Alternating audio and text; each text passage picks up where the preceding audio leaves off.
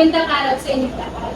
Ngayon ating talakayin ang mahalagang konsepto ng sociological perspective of discipline. Nais nating malaman kung paano nga ba nakaka-apekto ang ating lipunan sa ating pagbuo ng ating sarili. Para sa unang tanong, ano nga ba ang self sa loob ng isang lipunan? Para sa akin, ito yung makabuluhang nagsasaad ng pag-aaral, individual sa kanyang lipunan. Para sa akin naman, ito ay tumutukoy sa pagkakagandaan ng isang individual. Paano niya nakikilala at naunawaan ang kanyang interaksyon sa kanyang kapaligiran. Para naman sa pangalawang tanong, paano niyo nakikita ang konsepto ng pagkakakilala mula sa inyong perspective? Ako bilang mag-aaral, ang pagkakakilanlan ay tinuturing bukan ng ugnayan ng isang tao sa kanyang kapaligiran, lipunan at kultura. At ito ay nabubuo mula sa anyo, paniniwala, papel at reaksyon sa iba't ibang aspeto. Ang proseso ng socialization ay nagpapalitaw kung paano pinubuo ang pagkakakilala ng isang tao. Dito natutunan natin ang mga kaugalian, tradisyon at mga papel sa lipunan. For example, yung mga kaugalian natin or yung mga pamahiin natin, tulad na lang yung bawal magwalis pag may patay. Kaya ba ano yung mga pamahiin natin? Yun na, bawal yung mag-goods pag gabi, bawal nilang gusto. Baka magkamali daw yung self-death, tapos bawal yung mapatay na tapos bawal magbigay ng pagkain na dahil sa kasi baka sa mga kasi Saka ano, pag galing ka sa patay, kailangan mo pagpag yun, sabi yun, wari, galing ka dun sa patay, dahil ka muna sa isang specific place na kayo 3 minutes, 3 minutes kayo tapos dun, bigyan wala na.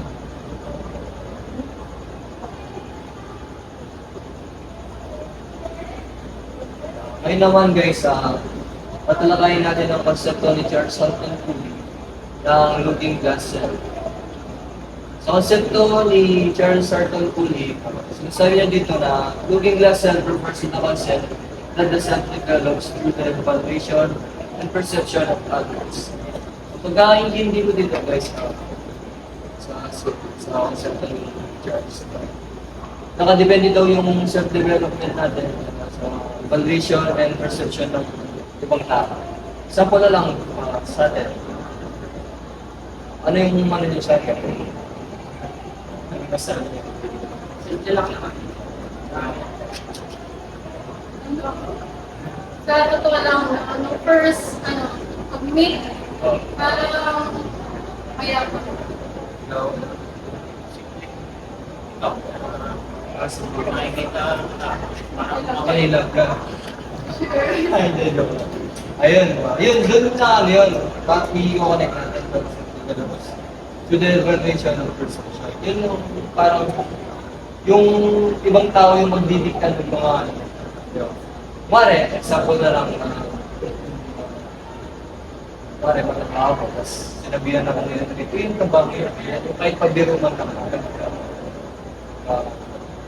Parang, din ko gagawin motivation yung sinabi niya ngayon na para magpapayat ka. Kasi, ikaw, tanong ko yun, napapansin niyo ba sa kahit nagsasalamin tayo, kaya nagagawin tayo na hindi napapansin sa actually ako, balik ko yan. Mga ano ko, madalas akong salamin. Pero lately, di ko napapansin. Ang dami na ng mga yung mama ko lang yung nakapagbunay. Yun nga, yung parang ibang tao yung magkano sa loob. Ang didiktawan magre-remind ko ng yung nakakita. Yun nga, sabi mo.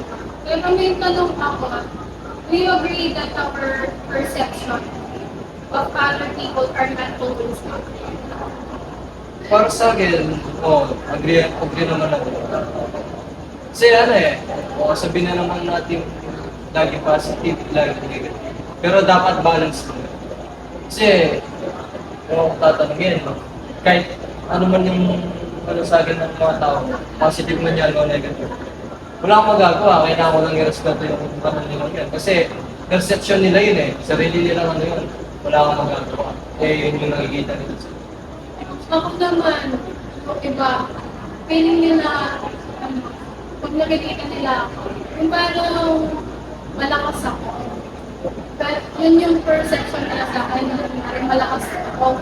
Pero sa sarili ko minsan, kung sa sinabi ni sa looking glass, parang disagree ako na hindi lahat ng mga perception nila is tugma sa personality ko. Kunwari nga, sabi nga nila, hindi ako malakas ako na kumain. Pero pag nasa bahay, parang ang dami ko rin iniisip yung parang nutrition. Yung pala, in addition lang pala yung sa process of discovering the looking glass self occurs in these steps. The first step is you imagine how you appear to the other person. Step 2, you imagine the judgment of the other person. And last, you feel some sense of pride, happiness, guilt, or shame. Ngayon naman, dumawa tayo kay George Herbert Mead. Ang kanyang konsepto ay ang I at me na bahagi ng ating pagkakakilanlan. Me, kanya characteristic behaviors and actions done by a person that follows the generalized others. Ito daw ay bahagi ng ating pagkakakilanlan na uugnay sa mga asal at bawas na itinatampok ng lipunan. I. Is the reaction of the individual, the attitude of others, as well as the manifestation of the individuality of the person. Yung I naman, ito yung makasarili, ang bahagi ng aming sarili na nagpapasaya kung ano ang aming o nais na gawin sa isang particular na oras. Example ko dito, may gusto kong gawin, pero ang sabi lang, yun yung I mo, gusto mong gawin. Meron kong gusto. Pero yung me, parang sinasabi ng society, pag ginawa mo yun, parang wala kang nakakalaman. Kaya kailangan gawin mo. Kunwari, sinabi mo, ayaw mo nang mag-aral, gusto mong mag-aral. Pero ang sabi ng society sa'yo, sige gawin, pag ginawa mo yun, parang wala kang magandang trabaho.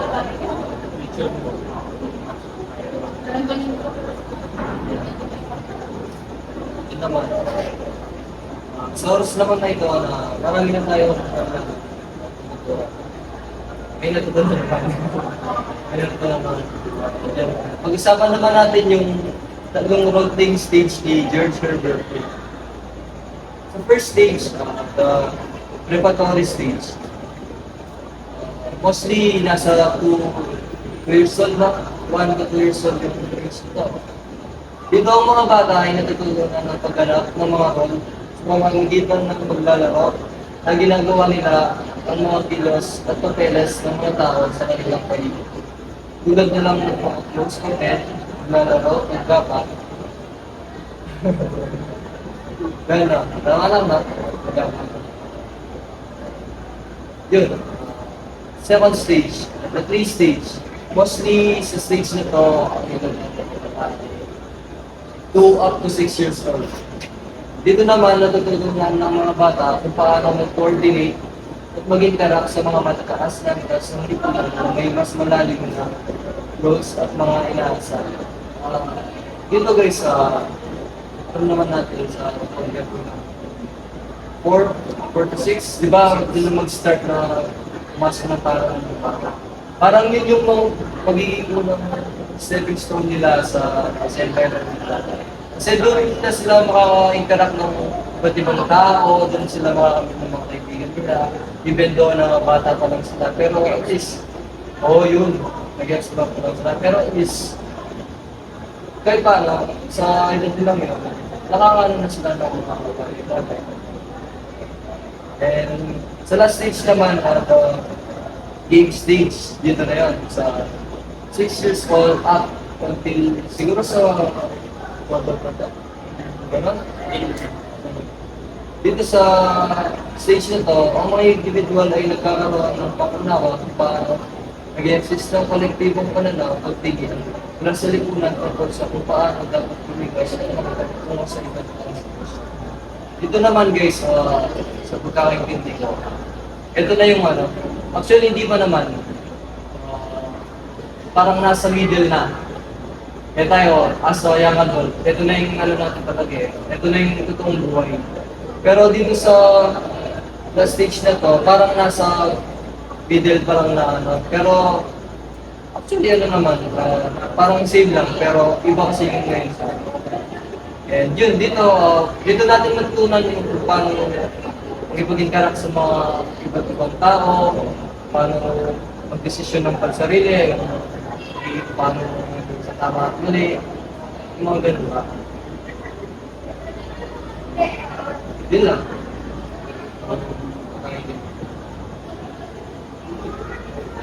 Ngayon naman, ang panghuli ay si Levi Gatsky. Dalawa sa mga mahalagang konsepto na kaugnay sa kanya ay ang the more knowledgeable other at the zone of proximal development. Ang ibig sabihin nito ay mas natututo ang isang tao kapag tinutulungan siya na may mas nakakaalam tulad ng teacher or makuha. Ang example ko dito, yung isang, kunwari, may kapatid ka na gusto mo, matutong mag-bike. Ikaw yung may experience, yung nakakaalam kung paano balance yung bike. Parang ikaw yung role mo, parang ikaw yung more knowledgeable others, parang yun yung, parang ikaw yung magtuturo dun sa kapatid. So, pag katuturo dun, ano dun sa kanya, parang mapapadali na lang yung pagtuturo mo sa kanya, mas gagaling siya or matuturo siya kung paano mabuhay. So, parang ikaw yung dahilan.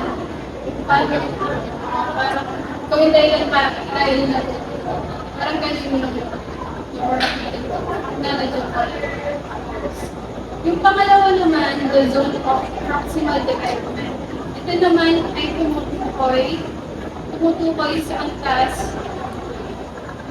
ng pag-ulat ng pag-aaral kung saan ang isang individual ay maaaring ng may tulong sa suporta ng the more acknowledgement. So, ngayon, naunawaan muna natin kung ano nga ba ang sociological perspective of this. Dahil doon sa mga experience or missionary, nagpapasalamat ako dun sa mga sa pagtatapos ng ating panel discussion. Ano man ang ating pinaghamon ang pag-unlad ng ating sariling pagkakakilanlan ay nagbigay daan sa mas malalim na pag-unawa sa ating sarili at sa ating yun lang.